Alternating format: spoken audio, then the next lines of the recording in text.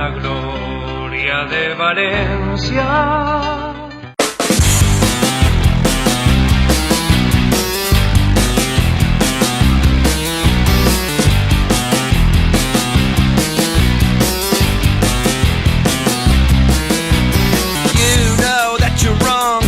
You're never right, I'm where I belong. I'm gonna win this fight.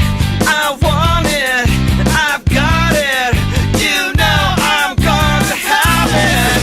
You know that. La participació del València Bàsquet, tant en el seu to taronja com en el blau profund, crec que li heu dit, que ja està a la venda en els centres del Corte Inglés de València, que la podeu trobar per a tots els aficionats, totes les persones que seguisquen i senten a este club en el cor, que sàpien que poden trobar les seues equipacions.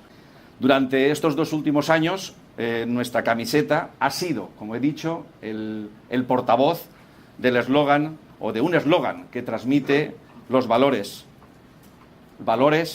que conocemos todos y que queremos creer que ese trabajo y el ejemplo que hemos querido ilustrar y aportar a la sociedad ha encendido la llama también y la inquietud en miles de personas que se han sumado a la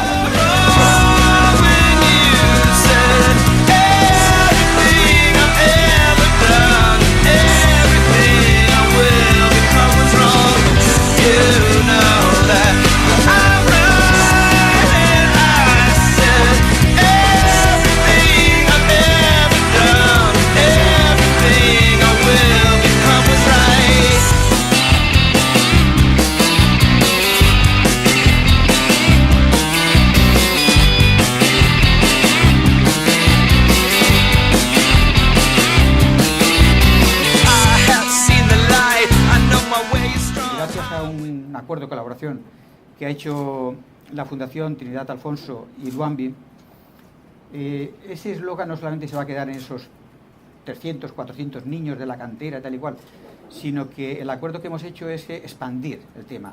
Evidentemente, detrás de la Fundación Trinidad Alfonso, quizá es obvio decirlo, pero conviene decirlo, está Juan Roth como presidente.